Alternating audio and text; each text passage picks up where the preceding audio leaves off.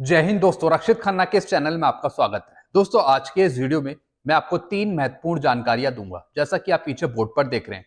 और इसी के अनुसार कुछ लेटर हैं, कुछ नोटिफिकेशन है, वो भी मैं आपको साइड में दिखाऊंगा, वो भी आप चेक करेगा।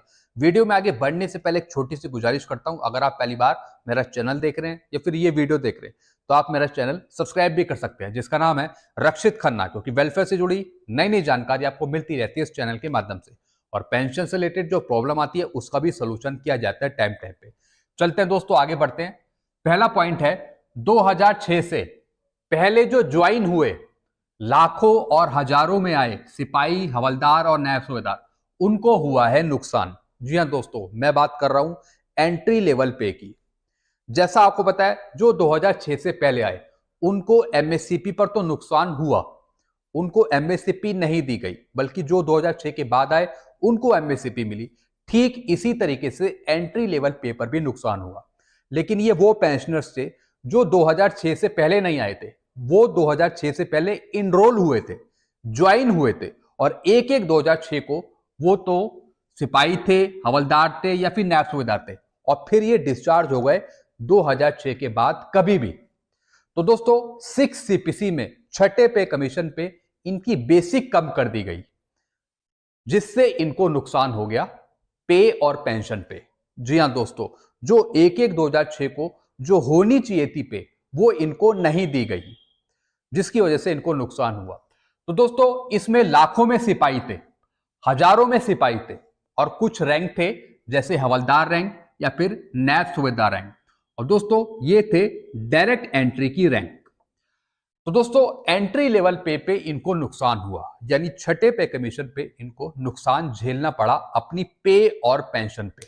दोस्तों, नुकसान कैसे हुआ? सबसे पहले रैंक सिपाही, जो 2006 से पहले इनरोल हुए, जो ज्वाइन हुए और एक एक 2006 को वो सिपाही थे, तो उनको पेंशन दी गई 6 सीपीसी के अनुसार। कितनी? 6150 या फिर 6250 या फिर 5450, यानी 6460 से कम में इनको फिक्स किया। जी हां दोस्तों, जो एक एक 2006 को बेसिक होनी चाहिए थी, वो होनी चाहिए थी 6460, और इनको दी गई पहले 6150 या फिर 6250 या फिर 5450 या फिर इससे और कम दी गई। तो ये नुकसान हुआ। मिलनी चाहिए थी 6460, और बल्कि एक एक 2006 को जो रिक्रूट थे या फिर जो सिपाही में भर्ती, उनको दोस्तों मिनिमम पे में फिक्स करा गया 6460 में, और जो पहले के थे उनको फिक्स कर दिया इससे कम में। तो इसी के बीच का, इसी के डिफरेंस का इनको एरियर मिलना था। जी हां दोस्तों, तो सबसे पहला रैंक यहां पे सिपाही को नुकसान करा गया, जितनी होनी चाहिए थी बेसिक उतनी नहीं दी गई। फिर दोस्तों, मैं बात कर रहा हूं हवलदार की। और दोस्तों, ये हवलदार है जैसे एजुकेशन कोर के, जैसे रिलीजियस टीचर्स होते हैं। तो दोस्तों, इनकी बेसिक होनी चाहिए थी 8560, और बल्कि जो एक एक 2006 के बाद आए उनकी भी मिनिमम पे फिक्स करी 8560। लेकिन जो 2006 से पहले एनरोल हुए और एक एक 2006 को वो हवलदार थे, तो उनको कम में फिक्स कर दिया। कितने में? जैसे 7310, 6900, 8100, यानी 8560 से कम में फिक्स करा गया, तो इनको भी नुकसान उठाना पड़ा। तो दोस्तों, अब है नायब सूबेदार। नायब सूबेदार का देखिए, इनकी होनी चाहिए थी एक एक 2006 को 9300, और बल्कि इससे कम में फिक्स करी, जैसे 7800, 8700 या फिर 9110 या फिर इससे और कम में। मिलनी थी 9300। तो दोस्तों, ये आपको नुकसान उठाना पड़ा। दोस्तों, ये मिलना चाहिए था आपको ऑटोमेटिकली, लेकिन ये ऑटोमेटिक तरीके से आपको नहीं दे गया। इसके लिए आपको कार्रवाई करनी पड़ी, जैसा कि अभी भी कई पेंशनर्स कर रहे हैं। तो दोस्तों, सीधा सा यहां पे नुकसान हुआ इन रैंकों को। एंट्री लेवल का फॉर्म भरिए। जी हां दोस्तों, इसका एक फॉर्म है, यानी जो आपकी पहले बेसिक फिक्स करी, एक तो आप वो मेंशन करेंगे, और जितनी आपकी होनी चाहिए थी फिर आप ये मेंशन करेंगे। फिर आप इसे भेजेंगे भरकर अपने रिकॉर्ड ऑफिस को। फिर आपको मिल पाएगा एंट्री लेवल पे का एरियर। और दोस्तों, इसका जो एरियर है वो आपकी रैंक के हिसाब से है। किसी का 130 है, किसी का 140 है, किसी का 1,25,000 है, किसी का इससे कम है। तो इतना एरियर है दोस्तों। तो इसके लिए आप कार्रवाई कर सकते हैं। मिलेगा एरियर लाखों में। जी हाँ दोस्तों, जैसा मैंने आपको बताया, इन रैंकों के आधार पे आपको फिर एरियर मिलेगा। जिस हिसाब से आपकी बेसिक कम थी और जितनी होनी चाहिए थी, तो उसी के डिफरेंस का आपको एरियर मिलेगा। चलते हैं दोस्तों अगली जानकारी की तरफ। सीपीपीसी से एरियर शीट लेने के लिए एप्लीकेशन लिखिए। जी हाँ दोस्तों, अगर आप ये सोच रहे हैं कि आपको सर्कुलर 568 का एरियर कम मिला है, गलत मिला है, तो आप पहले श्योर होने चाहिए कि आपको कम एरियर मिला है, आपका इतना एरियर होना चाहिए। और अगर आपको और कुछ कंफ्यूजन है तो आप सीपीपीसी से एरियर शीट निकलवा सकते हैं। एक लेटर आपको लिखना पड़ेगा सर्कुलर 568 के आधार पे कि आपको पहले एरियर कम पे हुआ और इतना आपका एरियर बनता है। तो अगर आप चाहते हैं कि आपको एरियर शीट मिले, तो इसके लिए आपको अपने बैंक के सीपीपीसी को लेटर लिखना पड़ेगा एरियर शीट के लिए, तब आपको सीपीपीसी एरियर शीट प्रोवाइड कर देगा। आपको पता लग जाएगा कि सीपीपीसी ने कितना आपको एरियर दिया। फिर आप उसके बेस पर कार्रवाई कर सकते हैं या फिर नॉट पे सर्टिफिकेट भी बनवा सकते हैं। सर्कुलर 568 की एरियर शीट सीपीपीसी देगा। जी हाँ दोस्तों, जो भी एरियर शीट आपको प्रोवाइड करता है वो सीपीपीसी करता है। जिस बैंक के आप होते हो उसमें ब्रांच का कोई रोल नहीं होता। जो बैंक होता है, आपका ब्रांच होता है, उसके पास एरियर शीट प्रोवाइड नहीं होती है, क्योंकि वो भी किसी अथॉरिटी पे काम करते हैं। तो दोस्तों, आपके लिए जो कंसल्ट होगा वो होगा सीपीपीसी से। सीपीपीसी से आपको डायरेक्ट कांटेक्ट करना पड़ेगा। या तो आप मेल कर सकते हैं या फिर आप एक लेटर भी दे सकते हैं अपने सीपीपीसी को, चाहे कोई सा भी आपका बैंक हो, वो आपको एरियर शीट प्रोवाइड करेगा।